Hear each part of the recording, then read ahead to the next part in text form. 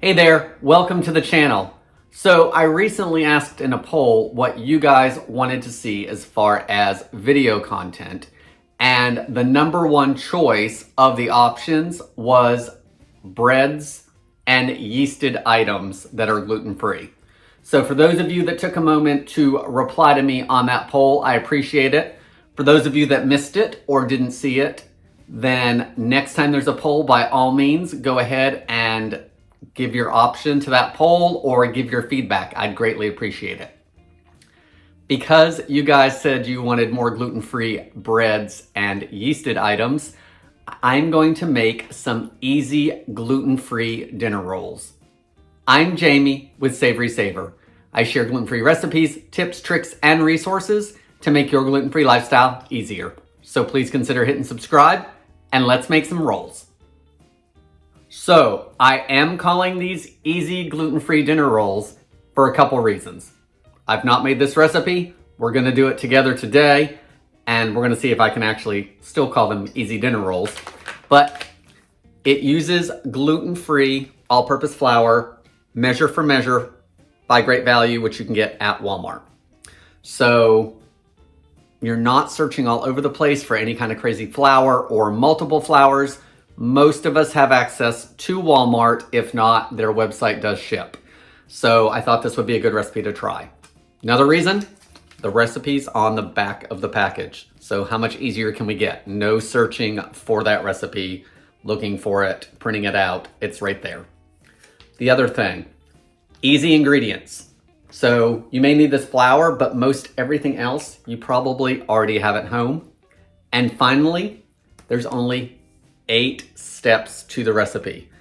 And one of the things that gluten-free recipes sometimes have is 20 steps, because you have to let the bread do this, or you have to let the dough do that, or you have to add 16 more things to it. So 8 easy steps that I can follow.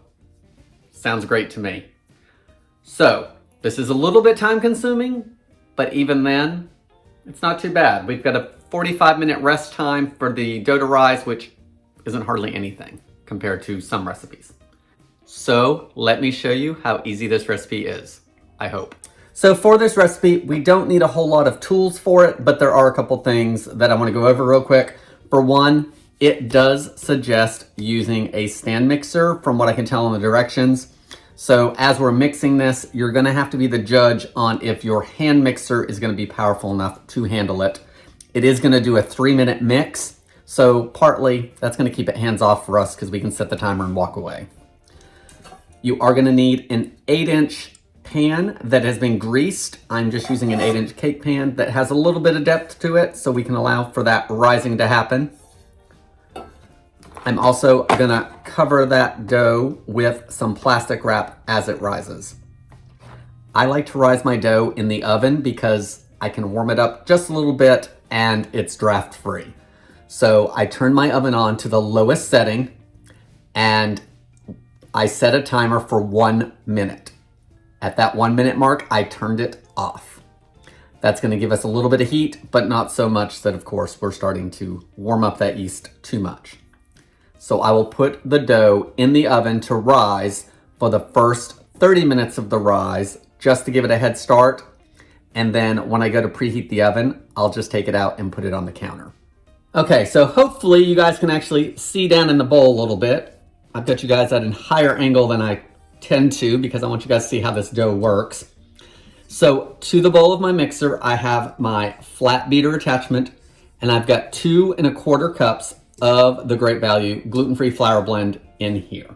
To the mixing bowl with the gluten-free flour, I want to add 1/4 cup of granulated sugar. The next thing is we're going to add 2 1/4 teaspoons of instant yeast.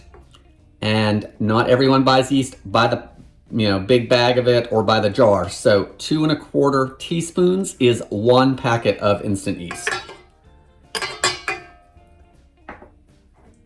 The last dry ingredient we're going to add is 1 teaspoon of fine salt. And before I do that, I'm actually going to give the mixer just a quick blend to move all the yeast around. Yeast and salt don't get along very well at first. So mixing everything first and then adding the salt and giving it a quick mix is a little more safeguard for me as far as not killing any of the yeast.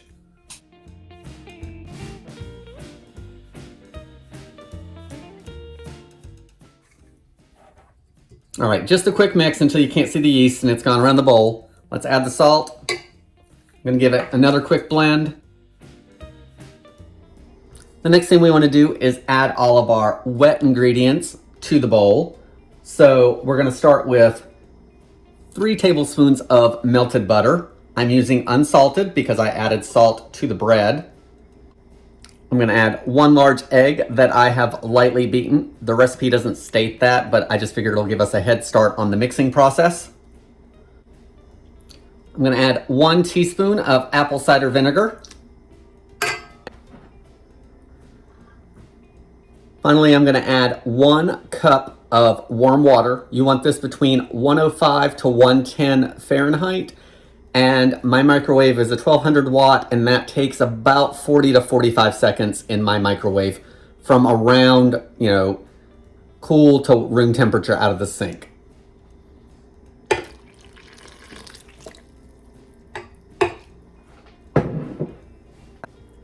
Now we need to mix this up, so I'm gonna turn the beater on to low to get everything mixed, and then we're gonna mix it for 3 minutes on medium.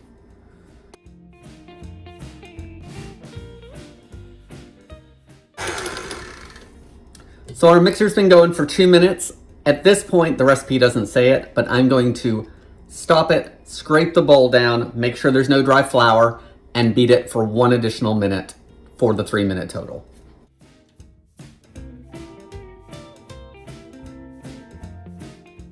So I pushed everything down the bowl. The mixer has done great at getting all the dry stuff up from the bottom. And if you're having issues where your blade isn't going to the bottom, definitely check out my video on how to fix that issue. It just takes a minute and a screwdriver and a dime, and you can make sure that your mixer is at the proper level against your bowl. The other thing is this dough is thick and sticky, but you may want to try your hand mixer with it if you have a good hand mixer, because I don't think that the mixer is going to have a hard time getting through the dough. So let's mix this for 1 more minute and get our rolls made.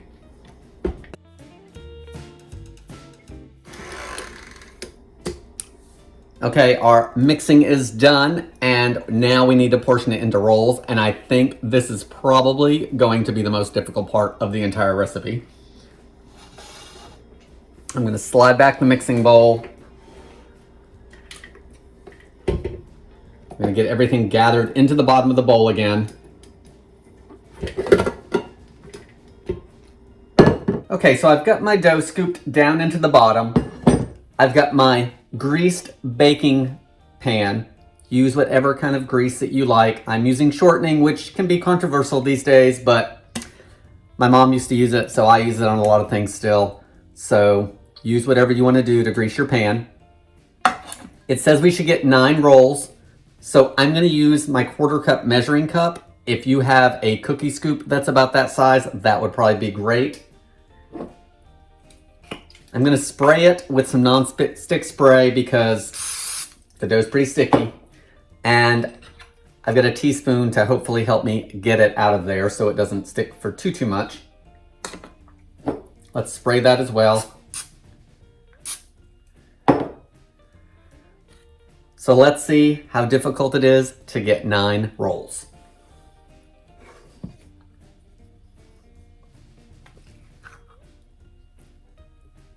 So first roll, not too bad. The measuring cup is still pretty clean. A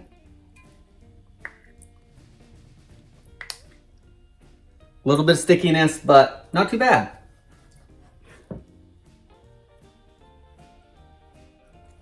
Okay, now we want to shape these rolls a little bit and smooth them out. So I've got a little bit of water here. Use some wet fingertips and shape them into rolls just a little bit more. So far, this recipe has been really easy and most of our work is done. So I really like that. I'm not looking for the prettiest rolls, of course. This is the first time I've made it, and That is one of those things that you will get better at if you make them more than once. Okay, now I just need to cover these up with some plastic wrap, and the recipe also does not say to do this, but I'm gonna take a little bit of cooking spray and put it on my plastic wrap just as some insurance that it's not going to stick.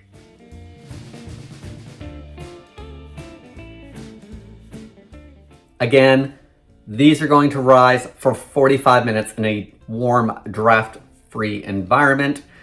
My oven was set to the lowest temperature, turned it on for 1 minute and turned it off.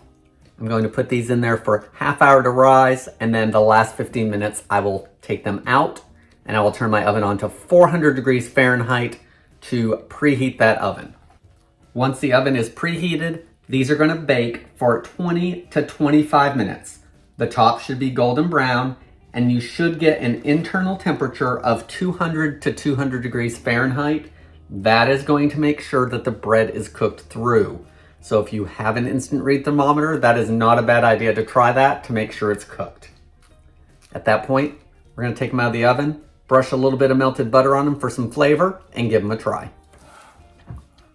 So here are our rolls, and I have to say it's actually been longer than the 45 minutes because I got tied up getting a couple things done. So they're actually starting to break on the top. So we're gonna see how they bake up. I think we'll be okay, but we're gonna bake these for 20 to 25 minutes until we have an internal temperature of about 205 degrees. So here are our finished rolls. I did bake them for 24 minutes.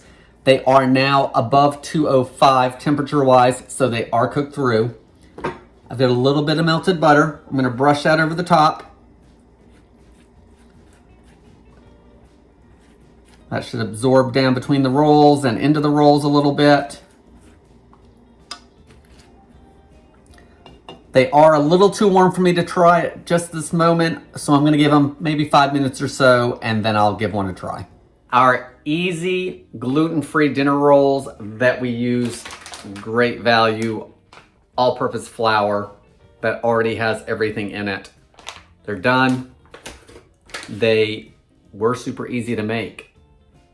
8 steps in the instructions, and they weren't difficult. Really pleased by that. They rose in 45 minutes, but I let them go a little bit longer. They still steam like they baked up okay. Took almost the full 25 minutes to get to that 205 range. I've got 1/2 with butter and 1/2 without. So I took out the middle one. The crumb looks really good. They do feel a little bit moist. I know people don't like that word, but I can feel the moisture in it. So I'm gonna try the one without butter first because I wanna get a good feel for the texture. They do have a roll texture. They're nice and golden on the bottom, little less golden on the top. They do have a little bit of pull to them, like the starch in it is giving me a little bit of pull, but let's try them.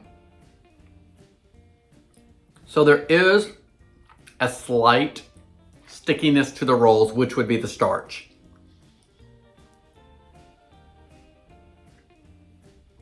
The stickiness doesn't bother me. The taste is good. It has a bread taste, or a roll taste rather. Not unpleasant. I do know that it is a gluten-free product, basically because of the chew and the texture, but it's not bad at all. Like, I would make these again. I mean, for the time and the effort, the cost. I mean, Walmart gluten-free flour right now is running about $3.50 a bag. Everything else in it was inexpensive. You know, a couple tablespoons of butter, an egg. Those are the other 2 pricey ingredients. But this is a good recipe.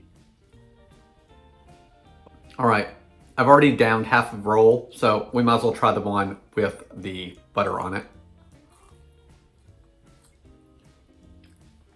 Even better, we added butter. Guys, I like this recipe. I think it's one worth trying. It does say to serve them warm, so once they've cooled off, you might want to pop them back in the oven or your toaster oven for a few minutes to warm them back up. I would suggest freezing any leftovers just because I don't know how long they're going to last. Probably a couple days, but You don't want to take any chances. Get them in the freezer so you can just take them out when you need them and heat them back up from frozen. Easy gluten-free dinner rolls. I give this one 2 thumbs up and a big yes. That's all I have for today, guys. I hope you enjoyed this video. Please consider subscribing, leave me any comments below, and I hope to see you on the next video.